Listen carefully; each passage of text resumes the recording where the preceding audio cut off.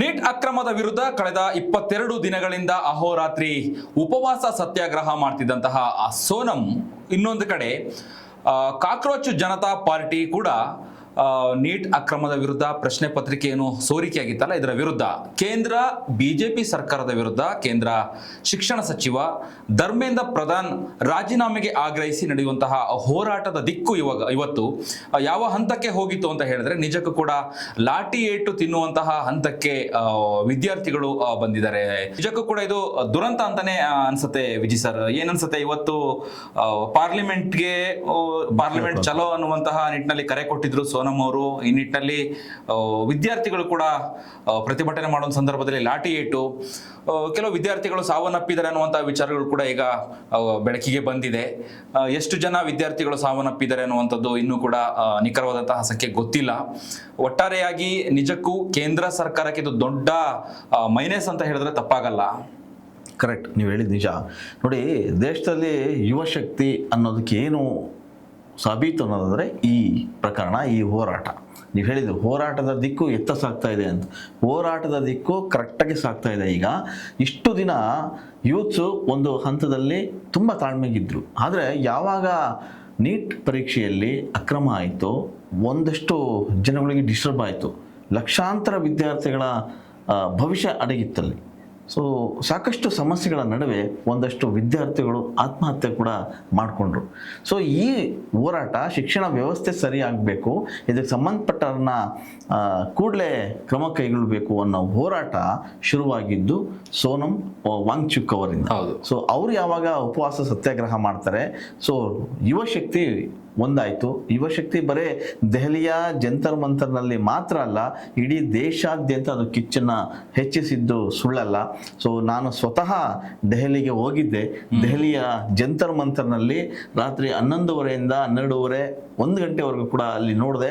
ಯಾಕಂದ್ರೆ ಪ್ರತ್ಯಕ್ಷವಾಗಿ ನಾನು ಹೋಗಿ ನೋಡಿದಾಗ ನನಗೆ ಅನ್ಸಿದ್ದು ಒಂದೇ, ಅಭಿಜಿತ್, ಅಲ್ಲಿ ಯೂತ್ಸ್ ಎಷ್ಟು ಒಗ್ಗಟ್ಟಾಗಿದ್ದಾರೆ ಅಂತೀನಿ. ಅಂದ್ರೆ ಈ ವಿಚಾರವಾಗಿ ಯಾವಾಗ ನಾವು ಹೋದ ದಿನ ಬೆಳಿಗ್ಗೆ ವಾಂಗ್ಚುಕ್ ಅವ್ರನ್ನ ಪೊಲೀಸ್ನವರು ಒತ್ತಾಯಪೂರ್ವಕವಾಗಿ ಅವ್ರನ್ನ ಆಸ್ಪತ್ರೆಗೆ ಎತ್ಕೊಂಡು ಹೋಗ್ತೀವಿ ಅಂತೇಳಿ ಕರ್ಕೊಂಡು ಹೋಗ್ತಾರೆ. ಸರ್, ಅಲ್ಲೊಂದು ನನಗೊಂದು ಕನ್ಫ್ಯೂಸ್ ಅಂದ್ರೆ, ಈಗಾಗಲೇ ಸೋಷಿಯಲ್ ಮೀಡಿಯಾದಲ್ಲಿ ಕೆಲವೊಂದು ಮಾಧ್ಯಮಗಳಲ್ಲಿ ನಾವು ನೋಡ್ತಾ ಇರ್ತೀವಿ, ವಾಂಗ್ಚುಕ್ ಅವರನ್ನ ಬಲವಂತವಾಗಿ ಎಳ್ಕೊಂಡು ಹೋದ್ರು, ಇಲ್ಲಾಂದ್ರೆ ಪೊಲೀಸ್ ಅವರಲ್ಲಿಂದ ಸ್ಥಳಾಂತರ ಮಾಡಿದ್ರು, ಅಷ್ಟು ಊಹಾಪೋಹಗಳಿತ್ತು. ನೀವು ಇಲ್ಲಿದ್ದ ಅಂತ ಸಂದರ್ಭದಲ್ಲಿ ನೋಡಿರ್ತೀರಾ ಸೋಷಿಯಲ್ ಮೀಡಿಯಾದಲ್ಲಿ. ಸ್ವತಃ ನೀವೇ ಆ ಸ್ಥಳಕ್ಕೆ ಹೋದಾಗ, ಸ್ಥಳಕ್ಕೆ ಹೋಗಿ ನೋಡೋದ ಸಂದರ್ಭದಲ್ಲಿ ಪರಿಸ್ಥಿತಿ ಹೇಗಿತ್ತು ಅಲ್ಲಿ? 20 ದಿನಗಳಿಂದ ಆಹಾರ ಇಲ್ಲದೆ ಸೋನಂ ಅವ್ರಿಗೆ ಎಷ್ಟು ಉಪವಾಸ ಸತ್ಯಾಗ್ರಹವನ್ನು ಮಾಡಿದ್ರು, ಪರಿಸ್ಥಿತಿ ಹೆಂಗಿತ್ತು? ವಿದ್ಯಾರ್ಥಿಗಳ ಒಗ್ಗಟ್ಟು ಒಂದ್ ಕಡೆ ಆದ್ರೆ, ಅಲ್ಲಿದ್ದಂತಹ ಪೊಲೀಸ್ ವ್ಯವಸ್ಥೆ ಯಾವ ರೀತಿಯಾಗಿತ್ತು, ಯಾವ ರೀತಿ ನಡೆಸ್ಕೊಂಡ್ರು ಅಲ್ಲಿ ವಿದ್ಯಾರ್ಥಿಗಳನ್ನ? ಅಲ್ಲಿವರೆಗೂ ಪೊಲೀಸ್ ವ್ಯವಸ್ಥೆ ತುಂಬ ನೀಟಾಗಿತ್ತು. ಯಾವುದೇ ಶಾಂತಿ ರೂಪದಲ್ಲಿ ಇರಬೇಕು, ಗದ್ದಲ ಗಲಾಟೆ ನಡೆಸಬಾರ್ದು ಅನ್ನೋದು ಇವರ ಒಂದು ಧ್ಯೇಯ ಆಗಿತ್ತು. ಯೂತ್ಸ್ ಅದೇ ರೀತಿ ನಡ್ಕೊತಾ ಇದ್ರು. ಯಾವಾಗ ಅವ್ರನ್ನ ಹೈಕೋರ್ಟ್ ಒಂದು ಸೂಚನೆ ಕೊಡುತ್ತೆ, ಅಂದ್ರೆ ವಾಂಗ್ಚುಕ್ ಅವರಿಗೆ ಆರೋಗ್ಯ ಏರುಪೇರಾಗಿದೆ, ಅದನ್ನ ಕೇಂದ್ರ ಸರ್ಕಾರಕ್ಕೆ ಸೂಚನೆ ಕೊಡುತ್ತೆ, ಪೊಲೀಸರು ವ್ಯವಸ್ಥಿತವಾಗಿ ಅವ್ರನ್ನ ಕರ್ಕೊಂಡು ಹೋಗುವಂತ ಪ್ರಯತ್ನ ಮಾಡ್ತಾರೆ. ಸೊ ಅಲ್ಲಿ ಒಂದಷ್ಟು ಜನ ಅದು ಪ್ರತಿಭಟನೆ ಮಾಡ್ತಾರೆ. ಸೊ ಆಗ ಪ್ರತಿಭಟನೆ ವೇಳೆ ಪೊಲೀಸರು ಆ ಯೂತ್ಸ್ಗೆ ಲಾಠಿ ಪ್ರಹಾರ ಕೂಡ ಅಲ್ಲಿ ಮಾಡ್ತಾರೆ. ಅದು ದೊಡ್ಡ ಮಟ್ಟದಲ್ಲಿ ಸುದ್ದಿ ಆಗಲ್ಲ, ಸುದ್ದಿ ಆಗಲ್ಲ ಅಲ್ಲಿ. ಯಾಕಂದ್ರೆ ಪ್ರತ್ಯಕ್ಷವಾಗಿ ನೋಡೋದಂತ ಅಲ್ಲಿ ಯಾವುದೇ ದೊಡ್ಡ ಮೀಡಿಯಾ ಇರ್ಲಿಲ್ಲ. ಯೂತ್ಸ್ ಏನ್ ಮೊಬೈಲ್ ಅಲ್ಲಿ ಇಟ್ಕೊಂಡು ಶೂಟ್ ಮಾಡ್ತಾ ಇದ್ರು, ಅವರೇ ಬೈಟ್ಸ್ ಕೊಡ್ಕೊಂಡು, ಅವರೇ ಮಾತಾಡ್ಕೊಂಡು, ಅವರೇ ತಮ್ಮ ಇನ್ಸ್ಟಾಗ್ರಾಮು, ಟ್ವಿಟರ್ ಖಾತೆಗಳಲ್ಲಿ ಅದನ್ನ ಅಪ್ಲೋಡ್ ಮಾಡ್ತಾ ಇದ್ರು. ಈ ತರದ ವ್ಯವಸ್ಥೆನ ನಾನು ಕಣ್ಣಾರ ನೋಡಿದೆ. ಅಲ್ಲಿ ಯಾವಾಗ ಒಗ್ಗಟ್ಟಿನಲ್ಲಿ ಕೂಡ್ತಾರೆ ವಿದ್ಯಾರ್ಥಿಗಳು ಅಂದಾಗ, ಪ್ರತಿ ಒಂದು ಏರಿಯಾ ಕಡೆಯಿಂದ ಬಂದು ಒಂದು ರೀತಿಯ ಜಾಮ್ ರೀತಿ ಆಗಿತ್ತಲ್ಲಿ. ಅಷ್ಟೊಂದು ಕಾಲಿಡಕ್ ಕೂಡ ಆಗ್ಲಿಲ್ಲ. ನನಗೂ ಕೂಡ ನನ್ನ ಸ್ನೇಹಿತರ ಜೊತೆಗೆ ಹೋಗಿದ್ದೆ, ಅಲ್ಲಿ ಕಾಲು ತುಳಿತ ಕೂಡ ಆಯ್ತು. ಸೊ ಅಷ್ಟೊಂದು ಯೂತ್ಸ್ ಒಗ್ಗಟ್ಟ. ಬರೀ ಯೂತ್ಸ್ ಅಲ್ಲ, ಅಲ್ಲಿ ಯೂತ್ಸ್ಗೆ ಸಪೋರ್ಟಿವ್ ಆಗಿ ಅವರ ಪೇರೆಂಟ್ಸ್ ಬಂದಿದ್ರು, ಪೋಷಕರು. ಅಲ್ಲಿ ಒಬ್ಬ ತಾಯಿನ ನಾವು ಮಾತಾಡಿಸ್ತೀವಿ. ಅವ್ರ ತಾಯಿ ಹೇಳ್ತಾರೆ, ನನ್ನ ಮಗನಿಗೆ ಇಲ್ಲಿ ತೊಂದರೆ ಆಗಿದ್ದು ಅಷ್ಟೇ ಅಲ್ಲ, ಮುಂದೆ ಯಾವ ಮಕ್ಕಳಿಗೂ ಕೂಡ ತೊಂದರೆ ಆಗ್ಬಾರ್ದು. ಸೊ ಇದು ತುಂಬಾ ಅನ್ಯಾಯ ಅಂತ ಮಕ್ಕಳನ್ನ ಸಪೋರ್ಟಿವ್ ಆಗಿ ಪೋಷಕರು ಬಂದು ನಿಂತ್ಕೊಂಡು ಸ್ವತಃ ಆ ಪ್ರೊಟೆಸ್ಟ್ಗಳಲ್ಲಿ ಭಾಗಿಯಾಗ್ತಾರೆ. ಹಿಂದೆ ನೀವು ಚಳವಳಿ ಅಂದ್ರೆ ಹೇಗಿತ್ತು, ನೀವು ಕಾಮ್ರೇಡ್ ಪಕ್ಷಗಳನ್ನ ನೀವು ಸೂಕ್ಷ್ಮ ಗಮನಿಸಿರ್ತೀರಿ. ಅವರು ಭಜನೆ ಮಾಡಿಕೊಂಡು ಅಥವಾ ಕ್ರಾಂತಿ ಗೀತೆಗಳನ್ನ ಹಾಡ್ಕೊಂಡು ಅಲ್ಲಿ ಹೋರಾಟಕ್ಕೆ ಮುನ್ನುಡಿಯನ್ನ ಬರಿದ ಅಂತ ಉದಾಹರಣೆಗಳು ಸಾಕಷ್ಟು. ಇವಾಗಲೂ ಕೂಡ ಒಂದಿಷ್ಟು ಕ್ರಾಂತಿಕಾರಿಕ ಹಾಡುಗಳನ್ನ ಹಾಡುವ ಮೂಲಕ ಹೋರಾಟವನ್ನ ಮಾಡ್ತಾರೆ ಹೌದು. ಚಳವಳಿಗಾರರು. ಆದ್ರೆ ಈಗಿನ ಮಾಡರ್ನ್ ಹುಡುಗರೆಲ್ಲ ಗಿಟಾರ್ ಹಿಡ್ಕೊಂತಾರೆ, Gen Z ಯುಗ. ತಬಲ ಹಿಡ್ಕೊಂಡು ಗಿಟಾರ್ ಹಿಡ್ಕೊಂಡು ಹಾಡುಗಳನ್ನ ಹಾಡ್ಕೊಂತ, ಅಂದ್ರೆ ಮೋದಿ ಸರ್ಕಾರದ ವಿರುದ್ಧ ಹಾಡನ್ನ ಕಟ್ತಾರೆ, ಮೋದಿ ಸರ್ಕಾರದ ವಿರುದ್ಧ ಮಾತಾಡ್ತಾರೆ.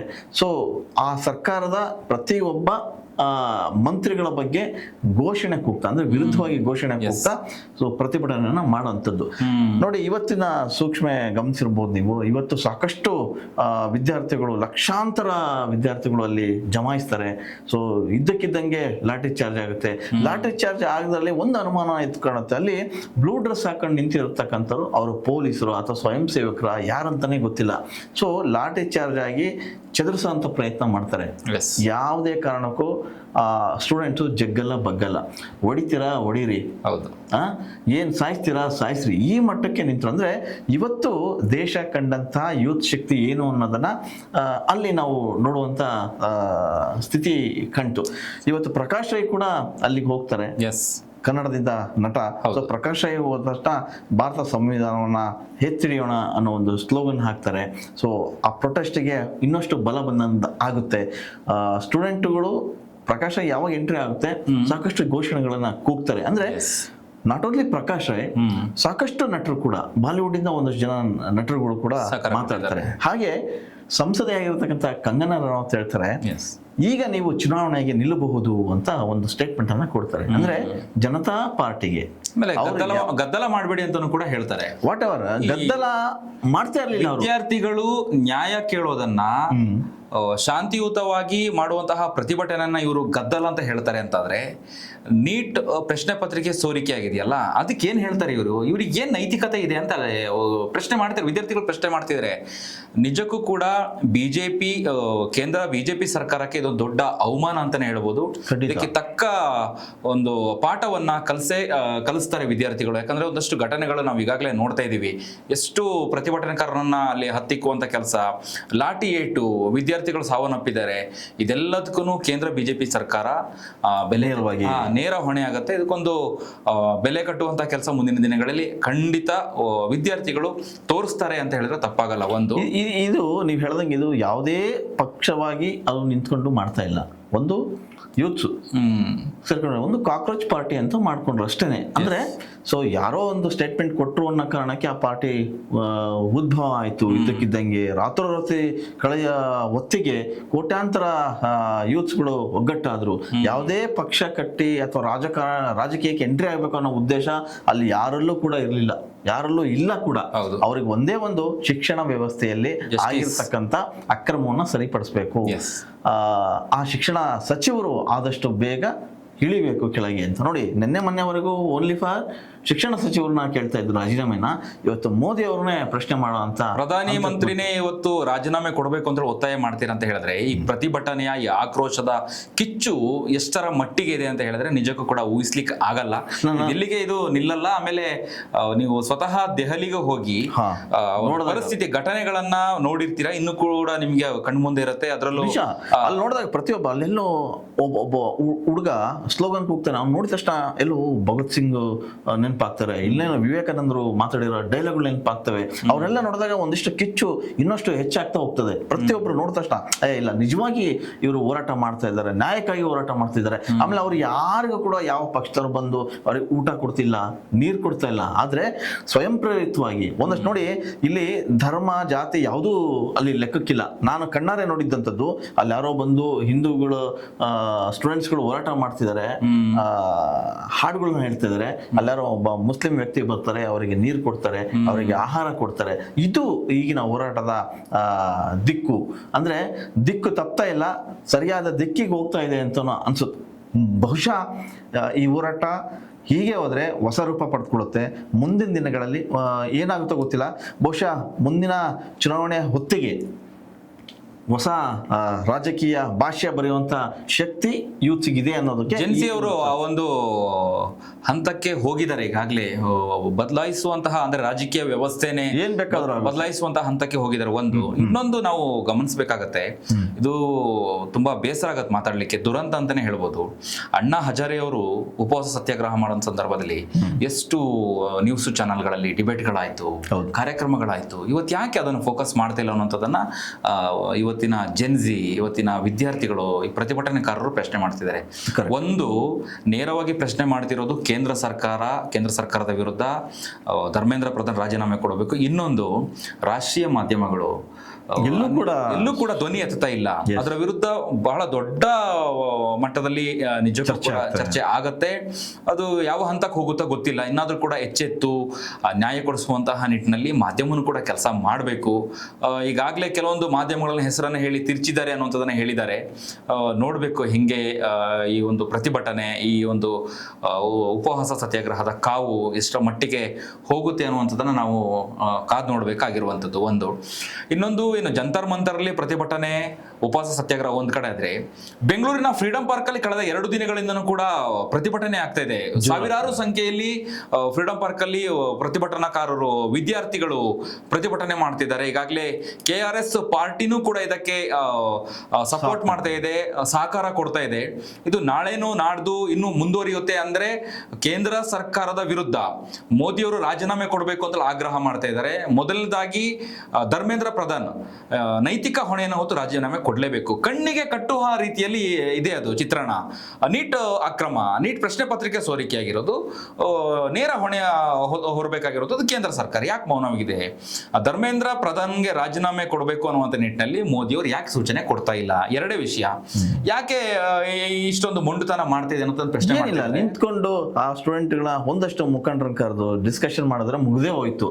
ಏನ್ ದೊಡ್ಡ ವಿಚಾರನ ಆಗ್ತಾ ಇರಲಿಲ್ಲ ಅವರಿಗೆ. ಬಟ್ ಹಠಕ್ ಬಿದ್ದರಂತೆ ಇವರು ಕೂಡ ಸುಮ್ಮನೆ ಆಗ್ತಾರೆ. ಅಂದ್ರೆ ದೇಶ ವಿದೇಶಗಳಲ್ಲಿ ಸುತ್ತಾಡಕ್ ಟೈಮ್ ಇರುತ್ತೆ, ಆದ್ರೆ ಇಲ್ಲೊಂದೇನೋ ಒಂದು ದೊಡ್ಡ ವಿಷಯನ ಚರ್ಚೆಗೆ ಬಂದಿದೆ, ಗಂಭೀರವಾದಂತ ವಿಷಯ ಇದೆ, ಗಂಭೀರವಾಗಿ ಹೋರಾಟ ನಡೆಸಿದ್ದಾರೆ, ಅಂತರ ಬಗ್ಗೆ ಒಂದು ಕಿಂಚಿತ್ತು ಕೂಡ ಕಾಳಜಿ ಇಲ್ಲ ಅನ್ನೋದು ಎಲ್ಲರ ಆರೋಪ. ನೋಡಿ, ಯಾವಾಗ ಸೋನಂ ವಾಂಗ್ಚುಕ್ ಅವರು ಉಪವಾಸ ಸತ್ಯಾಗ್ರಹ ಮಾಡ್ತಾರೆ, ಫ್ಲಾಶ್ ಬ್ಯಾಕಿಗೆ ಹೋದ್ರೆ ಅವರ ತಂದೆ ಕೂಡ ಹಿಂದೆ ಹೋರಾಟಗಳನ್ನ ಮಾಡಿರ್ತಾರೆ 1984ರಲ್ಲಿ. ಅವಾಗ ಆ ಹೋರಾಟ ಏನಂತಂದ್ರೆ ಪರಿಶಿಷ್ಟ ಜಾತಿಯ ಪರವಾಗಿ ಅವರು ಹೋರಾಟ ಶುರು ಮಾಡ್ತಾರೆ. ಅಲ್ಲಿ ಆಗ ಇದ್ದಕ್ಕಂತ ಪ್ರಧಾನಮಂತ್ರಿ ಇಂದಿರಾ ಗಾಂಧಿ ಅವರು ಹೋಗಿ ಪ್ರೊಟೆಸ್ಟ್ ನಿಲ್ಲಿಸಿ ಅಂತೇಳಿ ಜ್ಯೂಸ್ ಕೊಡ್ತಾರೆ.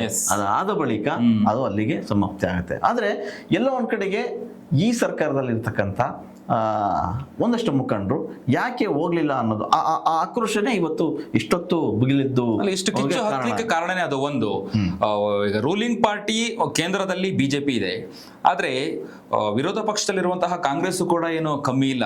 ಹೋಗ್ಬೇಕಾಗಿತ್ತು, ರಾಹುಲ್ ಗಾಂಧಿ ಅವರು ಹೋಗ್ಬೇಕಾಗಿತ್ತು, ಮಲ್ಲಿಕಾರ್ಜುನ ಖರ್ಗೆ ಅವರು ಹೋಗ್ಬೇಕಾಗಿತ್ತು, ಸಂಬಂಧಪಟ್ಟಂತಹ ಜನಪ್ರತಿನಿಧಿಗಳು ಹೋಗ್ಬೇಕಾಗಿತ್ತು.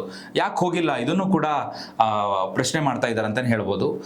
ಅಂದ್ರೆ ಈ ಒಂದು ಪ್ರತಿಭಟನೆ, ಈ ಒಂದು ಜೆನ್ಜಿ ಯುಗ, ವಿದ್ಯಾರ್ಥಿಗಳ ಒಂದು ಪ್ರತಿಭಟನೆಯ ಪ್ರತಿಫಲ ನಿಜಕ್ಕೂ ಕೂಡ ಸಿಗುತ್ತೆ. ಈ ಹೋರಾಟ ಇಲ್ಲಿಗೆ ನಿಲ್ಲಲ್ಲ ಅಂತ ಹೇಳಿ ಅದೇ ಹೇಳಿದೆ. ಯೂತ್ಸು ತುಂಬಾ ಹಠಕ್ ಬಿದ್ದಿದ್ದಾರೆ ಈಗ.